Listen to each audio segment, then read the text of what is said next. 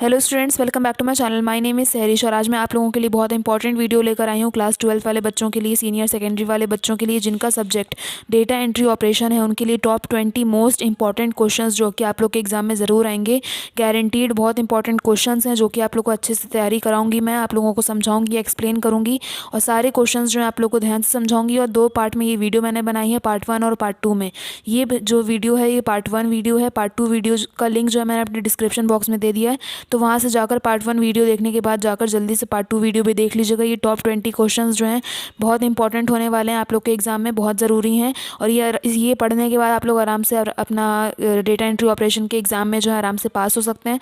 तो बहुत important question मैं लेकर आई हूँ आप लोग को बताने के लिए, समझाने के लिए। तो ध्यान से ये वीडियो देखिएगा, एंड तक देखिएगा और शेयर भी करिएगा। और भी जितने भी एनआईएस के स्टूडेंट्स आप लोग के कॉन्टैक्ट में हैं सबके साथ शेयर करिएगा ताकि उनकी भी हेल्प हो जाए, जिनका सब्जेक्ट डेटा एंट्री ऑपरेशन है। और भी सब्जेक्ट का मैं वीडियो डाल रही हूँ लगातार इंपॉर्टेंट क्वेश्चंस का, तो आप लोग वीडियो देख लीजिएगा मेरे चैनल पर जाकर। अगर जो सा सब्जेक्ट आप लोग का मिसिंग है, मैंने वीडियो अभी तक नहीं डाला है, तो आप लोग मुझे कमेंट सेक्शन में कमेंट करके बता भी सकते हैं। मैं वीडियो वो बना करके जल्द से जल्द जो है डाल दूंगी इंपॉर्टेंट क्वेश्चंस की। और आप लोगों को सारे क्वेश्चन समझाने से पहले मैं कहना चाहती हूँ कि आप लोग जो फटाफट से मेरे चैनल को सब्सक्राइब कर लीजिए, क्योंकि मेरे चैनल पर जो है आप लोग को A to Z सारी इन्फॉर्मेशन, सारी अपडेट एनआईएस से रिलेटेड, चाहे वो नोटिस हो या कोई भी नोटिफिकेशन हो एनआईएस बोर्ड की तरफ से, या फिर आप लोग के एग्ज़ाम की तैयारी क्यों ना हो, चाहे प्रैक्टिकल एग्जाम हो, चाहे आप लोग का थ्योरी एग्जाम हो, हर तरह की इन्फॉर्मेशन सारी एग्जाम से रिलेटेड हो या फिर आप लोग की पढ़ाई से रिलेटेड हो, सारी चीज़ें जो आप लोग के एनआईएस की सारी जो है यहाँ पे मेरे चैनल पे आप लोग को अवेलेबल मिलेंगी।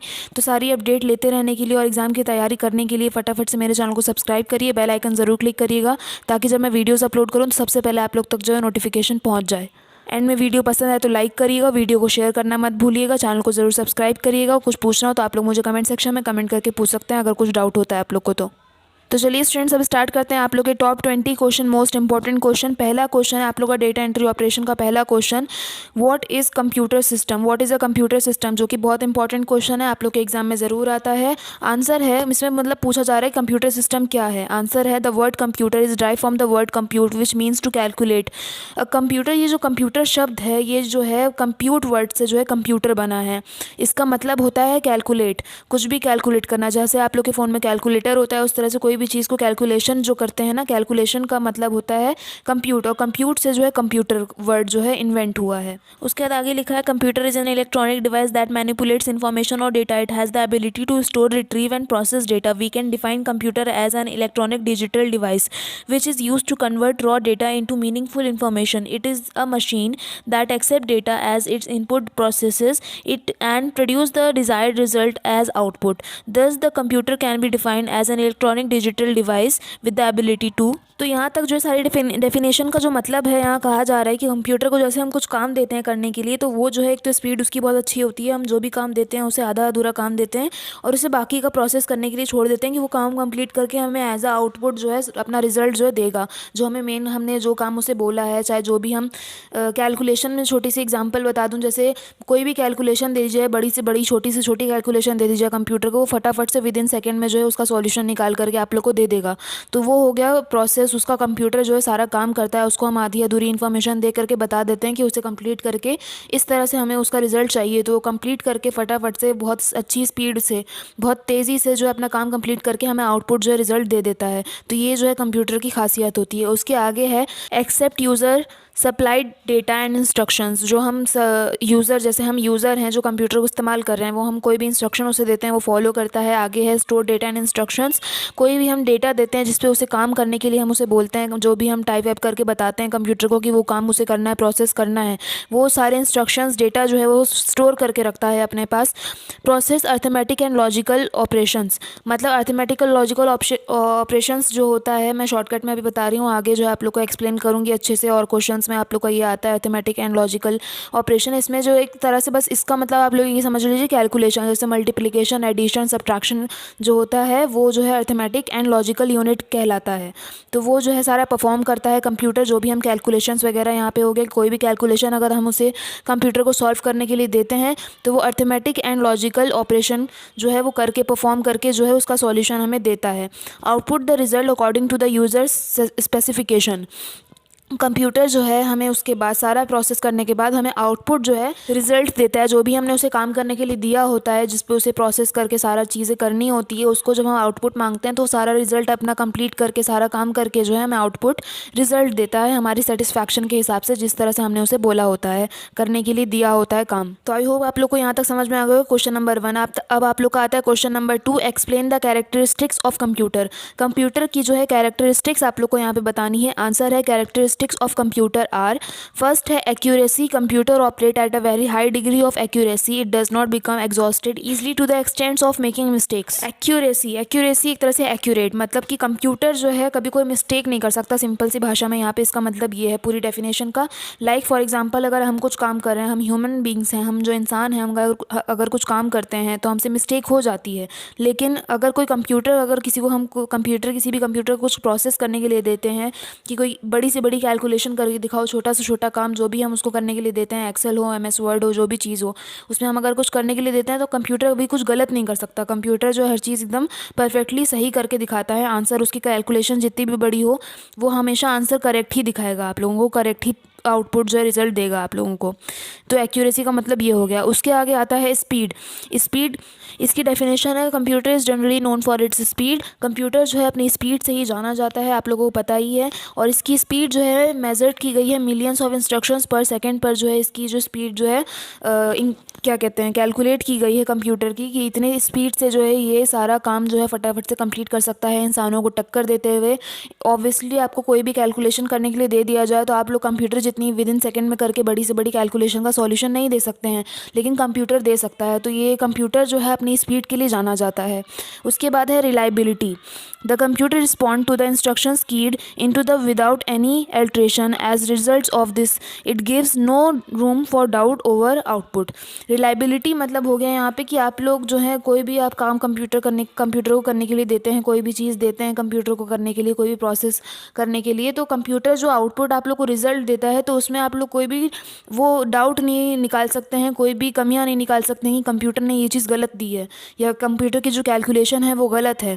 वो कंप्यूटर जो है हमेशा आप लोग को सही कैलकुलेशन और बिना किसी डाउट के जो है आप लोग को अपना आउटपुट रिजल्ट देता है। उसके बाद आता है versatility. It fits into different fields of human works ranging from business, education, technology, engineering, law, commerce, agriculture, machine, sports etcetera. मतलब यहाँ पे ये है कि वर्सेटैलिटी का मतलब ये है कि कंप्यूटर जो है हर फील्ड में काम आता है, चाहे वो एजुकेशन हो, एग्रीकल्चर हो, लॉ हो, मशीन्स में हो, टेक्नोलॉजी हो, एजुकेशन हो, कॉमर्स हो, जो भी मतलब जितनी भी स्पोर्ट्स हो, हर चीज़ में, हर जगह जो है आप लोगों को कंप्यूटर जो है मदद करेगा, हेल्प करता है। चाहे वो किसी भी तरह का बिजनेस हो, जो भी मतलब आप लोग का ऑफिस होता है, फादर्स वगैरह जो आप लोग के पेरेंट्स ऑफिस जाते हैं, वर्किंग हैं, तो हर जगह कंप्यूटर होता ही होता है। बड़ी से बड़ी कंपनी में, छोटी से छोटी कंपनी में, हर जगह कंप्यूटर का इस्तेमाल किया जाता है।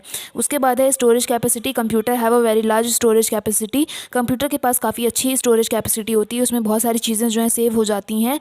Computer can store and recall any amount of information because of it secondary storage. Secondary storage की वजह से जो है ये चीज़ पॉसिबल होती है, क्योंकि कंप्यूटर जो है बहुत सारी चीज़ें, मतलब स्टोरेज कैपेसिटी इसकी काफ़ी अच्छी होती है, बहुत सारी चीज़ें इसमें स्टोर हो सकती हैं कंप्यूटर में।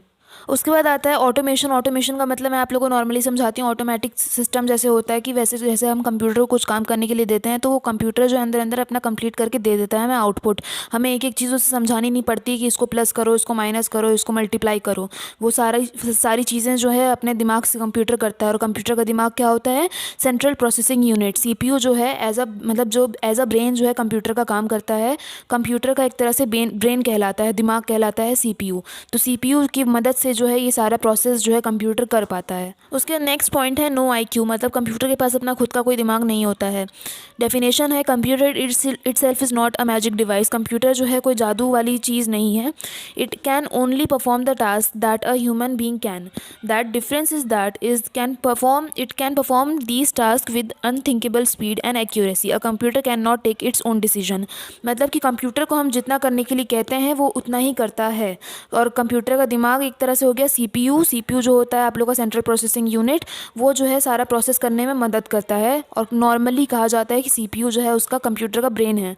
तो कंप्यूटर जो है खुद से कभी कोई काम नहीं कर सकता, अपने मन से कभी कुछ नहीं कर सकता। हम जब उसे कुछ कहेंगे करने के लिए, कुछ डेटा देंगे कि उस पर कुछ प्रोसेस करे, काम करे, उसको हमें आउटपुट रिजल्ट, मतलब जो हम काम दे रहे हैं उसका आउटपुट रिजल्ट निकाल के दे, तभी वो काम करेगा। वो अपने खुद से कोई डिसीजंस नहीं ले सकता, और ना ही कोई मैजिक डिवाइस है, कोई जादू नहीं है। ये चीज़ जो है इस डेफिनेशन में लिखी गई है। इसके पास अपना खुद का कोई दिमाग नहीं होता। उसके बाद आता है question number 3, define arithmetic logic unity. ये मैंने आप लोग को एक क्वेश्चन में बताया था अभी लास्ट क्वेश्चन में, तो इसका जो है मैं यहाँ पे आप लोग को ठीक से समझाती हूँ। अर्थमेटिक लॉजिक यूनिट होता क्या है? आंसर है, this is the part of a computer. ये एक कंप्यूटर का पार्ट है that perform operation with the computer system like addition, subtraction, multiplication, division, logic and comparison. तो ये जो है कंप्यूटर का एक पार्ट होता है जो कि काम करने में जो है कंप्यूटर जो काम करता है, सारे ऑपरेशंस जो भी हम काम देते हैं, कैलकुलेशन टाइप की जितनी भी चीज़ें होती हैं, उसमें जो ये अर्थमेटिक लॉजिक यूनिट जो है कंप्यूटर की मदद करता है। जैसे कि एडिशन हो गया, सब्ट्रैक्शन हो गया, मल्टीप्लिकेशन हो गया, डिवीजन हो गया, लॉजिक और कंपैरिजन, ये सब इस टाइप की चीज़ों में जो है ये अर्थमेटिक लॉजिक यूनिट कंप्यूटर की मदद करता है। इसके बाद आप लोग का आता है क्वेश्चन नंबर 4,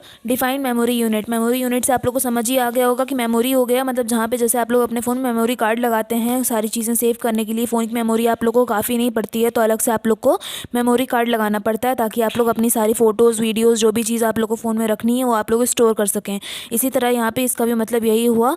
तो आंसर है, data inserted into the computer system is first stored in the memory for further processing.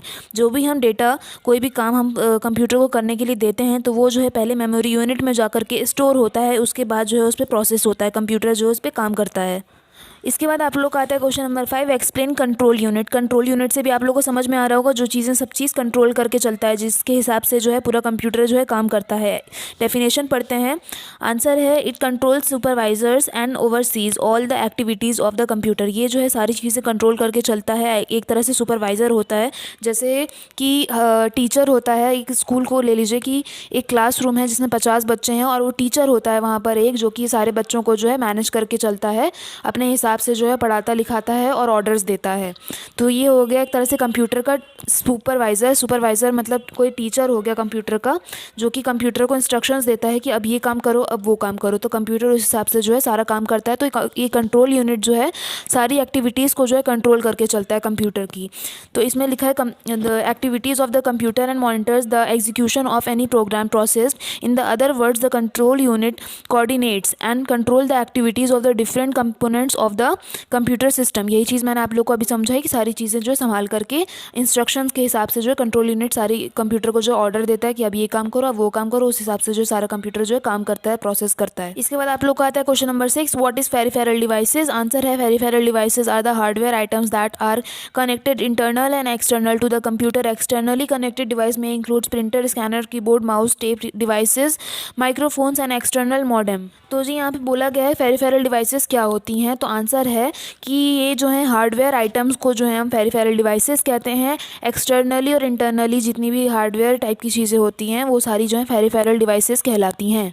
जैसे कि एग्जांपल यहाँ दे रखा है, प्रिंटर हो गया, स्कैनर हो गया, कीबोर्ड हो गया, mouse, tape devices, microphones and external modem. मतलब इस टाइप की सारी चीज़ें जो हैं आप लोग की पेरिफेरल डिवाइसेस कहलाती हैं। आगे है, दे कैन बी इंटरनल। अभी इससे पहले जो मैंने बताया आप लोग को ये सारी एक्सटर्नल थी, अब इंटरनल बताई जा रही है, सच एज CD रोम और internet modem based on their functions. Peripheral devices can be classified into 3 types. मतलब इससे पहले मैंने आप लोग को एक्सटर्नल बताया था, यहाँ पे इंटरनल हो गया CD रोम, और इसके बाद लिखा है कि पेरिफेरल डिवाइसेस जो है 3 तरह की होती हैं। पहली है इनपुट डिवाइस, दूसरी है आउटपुट और तीसरी है स्टोरेज डिवाइसेस। इनपुट डिवाइस की डेफिनेशन है, input device are used for data input to the computer system. Keyboard, mouse etcetera are the examples of input devices.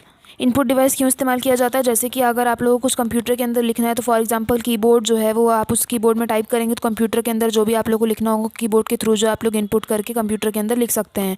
इसी तरह माउस हो गया कि अगर किसी भी आइकन पे अगर आप लोगों को क्लिक करना है तो माउस की हेल्प से आप लोग कंप्यूटर के अंदर किसी भी आइकन पे क्लिक कर सकते हैं। तो इस तरह से जो एक इनपुट डिवाइस जो है काम करता है, और डिवाइस हो गई कीबोर्ड और माउस यहाँ पे एग्जाम्पल के नाम पे। उसके बाद output devices. Output devices are use for data output, printer, plotter, scanner, speaker, monitor etcetera. Output क्या हो गया? आउटपुट जो भी चीज़ें, जैसे आपने कोई भी काम करने के लिए दिया उसका रिजल्ट अगर आपको आउटपुट चाहिए तो आप लोगों को क्या काम करेगा? प्रिंटर, जैसे आपको कुछ प्रिंट करना है तो जो आपके कंप्यूटर की स्क्रीन में है वो जो है प्रिंट होकर के आउटपुट आकर आप लोग के प्रिंटर के थ्रू जो है आ जाएगा। तो ये सब चीज़ें आउटपुट डिवाइसेज हो गई। Printer, plotter, scanner, speaker, monitor etcetera, इस टाइप की जितनी भी चीज़ें हैं वो सारी आउटपुट डिवाइसेज कहलाएंगी। उसके बाद थर्ड है स्टोरेज डिवाइसेज। तो storage devices is a device that is used to store data and information for long period of time. For example hard disk drive, flash drive, floppy disk, tape drive etcetera storage devices. ये सारी जो है storage devices हैं। कोई भी चीज़ आप लोग को लॉन्ग टाइम के लिए जो है अपना स्टोर करके रखनी है तो ये सारी जो है सारी डिवाइसेज हैं जिसमें आप लोग अपनी सारी चीज़ें जो है स्टोर करके रख सकते हैं। उसके बाद आप लोग आता है question number 7, what are the steps of using Excel to create data source. यहाँ पे डेटा सोर्स का पूछा जा रहा है कि कैसे क्रिएट कर सकते हैं एक्सेल के अंदर। आंसर है you can use MS Excel to create data source. आप जो है MS एक्सेल में जो डेटा सोर्स क्रिएट कर सकते हैं उसके स्टेप्स हैं आर एज फॉलोज। पहला है स्टार्ट MS एक्सेल प्रोग्राम। ऐसे MS एक्सेल जो आप लोगों को खोल लेना है। सेकंड है enter field names and data directly in a worksheet and save the file. आप लोग को डायरेक्टली जो वर्कशीट में जितने भी डेटा है वो सब एंटर कर देना है, उसके बाद फाइल को सेव कर देना है। थर्ड है copy all the data from the Excel worksheet and paste it in a new MS Word file, save the file in MS Word format. Fourth है your data source is ready to be used. मतलब third point में यहाँ पे बोला गया है कि आप लोग को MS एक्सेल की जो है वर्कशीट जो है जो आप लोगों ने डेटा बनाया है उसको कॉपी करना है, देन ले जा करके MS वर्ड की जो न्यू फाइल जो होती है वो न्यू फाइल ओपन करनी है। वहाँ पर जो आप लोग को एक्सेल की फाइल जो आपने कॉपी करी थी उसे पेस्ट कर देना है। पेस्ट करने के बाद जो है उसे MS वर्ड के फॉर्मेट के हिसाब से जो है सेव कर देना है। तो उसके बाद फोर्थ पॉइंट में लिखा है your data source is ready to be used. उसके बाद जो ये सारे प्रोसेस होने के बाद आप लोग का डेटा जो है रेडी है इस्तेमाल करने के लिए। उसके बाद आप लोग आता है question number 8, right the steps of add borders. आप लोग को स्टेप्स बताने हैं बॉर्डर ऐड करने के। आंसर है the steps to add border are as follows. पहला है select the text for which you want to have a border for shading. Second है from the home tab in the photograph group click border down arrow and then select the type of border you want to apply. बहुत easy question है। मतलब यहाँ पे बोला जा रहा है कि जब आपको साइड बॉर्डर चाहिए, जैसे आप लोग वर्ड में कुछ काम करने जो आपने टाइप करा है उसके बाद साइड आप लोग को बॉर्डर चाहिए उसमें, तो आप लोग को उसको पूरा जो है आप लोग को सिलेक्ट करना है।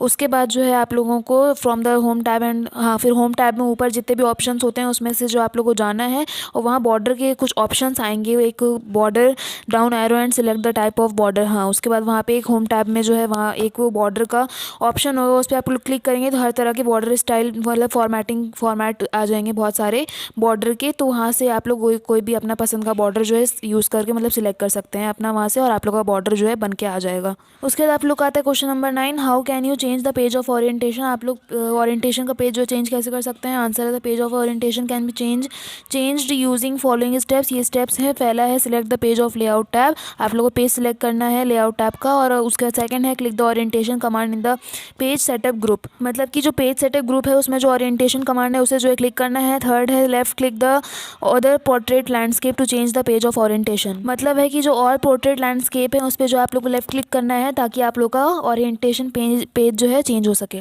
उसके बाद आप लोग का आता है 10th question, right the types of scroll bars. Answer है आप लोग को टाइप्स ऑफ स्क्रॉल बार्स बताने हैं। आंसर है there are 2 types of scroll bars. 2 तरह के स्क्रॉल बार्स होते हैं। पहला होता है वर्टिकल स्क्रॉल बार, दूसरा होता है horizontal scroll bar. Vertical scroll bar की डेफिनेशन है the vertical scroll bar is located along the right side of the screen to move up and down your document. Click the drag the vertical scroll bar up and down. मतलब आप लोग को up and down करने के लिए side में जो है स्टैंडिंग लाइन में जो होता है वर्टिकल स्क्रॉल बार होता है और हॉरिजॉन्टल जो नीचे की तरफ होता है। तो सेकंड हॉरिजॉन्टल स्क्रॉल बार की डेफिनेशन है the horizontal scroll bar is located just above the status bar to move back and forth across your document. Click the drag the horizontal scroll bar back and forth. Horizontal scroll bar जो कि नीचे की तरफ होता है जिससे left right हो जाती है आपकी स्क्रीन, जो डॉक्यूमेंट आप लोग का लिखा होता है वो लेफ्ट राइट हो जाए उसको जो है हम हॉरिजॉन्टल स्क्रॉल बार कहते हैं। और वर्टिकल स्क्रॉल बार जो कि आप लोग की स्टैंडिंग लाइन में होता है जिससे आप लोग का जो डॉक्यूमेंट है वो ऊपर नीचे हो सके। सो स्टूडेंट्स, ये थे 10 क्वेश्चंस पार्ट 1 वीडियो के। बाकी के 10 क्वेश्चंस जो है आप लोग के पार्ट 2 वीडियो में, जिसका लिंक मैंने अपने डिस्क्रिप्शन बॉक्स में दे दिया, तो जाके फटाफट देख लीजिएगा, मिस मत करिएगा, बहुत इंपॉर्टेंट वीडियो है। तो मैंने जैसे कि आप लोग को बताया था टॉप 20 क्वेश्चन ऐसे जो कि आप लोग एग्जाम में जरूर आएंगे, बहुत इंपॉर्टेंट क्वेश्चन हैं। तो ये वीडियो जो आप लोग दोनों वीडियो मिस मत करिएगा, ध्यान से जाकर देख लीजिए। कुछ डाउट होता है तो आप लोग मुझे कमेंट सेक्शन में कमेंट करके पूछ सकते हैं। और पार्ट 2 वीडियो का लिंक जो मैंने अपने डिस्क्रिप्शन बॉक्स में दे दिया है तो ध्यान से देख लीजिएगा, जाकर मिस मत करिएगा। मैं बार बार कह रही हूँ टॉप 20 क्वेश्चन ऐसे जो आप लोग के एग्जाम में जरूर आएंगे, बहुत इंपॉर्टेंट क्वेश्चन हैं, इसलिए दोनों वीडियो बहुत ध्यान से देखिएगा। कुछ डाउट हो तो पूछिएगा जरूर। और अगर आप लोग ने अभी तक मेरे चैनल को सब्सक्राइब नहीं करा है तो फटाफट से मेरे चैनल को सब्सक्राइब कर लीजिए, क्योंकि इस चैनल पर जो आप लोग को A to Z NIS की सारी इन्फॉर्मेशन, सारी update time to time available मिलेगी। इसके साथ साथ आप लोग की एग्जाम की तैयारी भी मैं कराऊंगी। इंपॉर्टेंट क्वेश्चन से लेकर के आप लोग के सारे सब्जेक्ट के चैप्टर्स जो है मैंने एक्सप्लेन कर रखे हैं, आप लोग मेरे चैनल पर जाकर के चेक कर सकते हैं, पढ़ाई कर सकते हैं, अपने एग्जाम की तैयारी कर सकते हैं। प्रैक्टिकल एग्जाम से रिलेटेड भी सारी इन्फॉर्मेशन, सारी अपडेट, बेसिक इन्फॉर्मेशन सारी मैंने आप लोग को समझा रखी है अपने चैनल पर, वो जाकर आप लोग वीडियोस देख सकते हैं अगर देखना है आप लोग को तो। सो चलिए स्टूडेंट्स, हम मिलते हैं पार्ट 2 वाली वीडियो में। उसका लिंक जो मैंने अपने डिस्क्रिप्शन बॉक्स में दे दिया, तो जाकर फटाफट से देख लीजिए। सो तब तक के लिए stay home, stay safe, take care of your health and immunity and thanks for watching.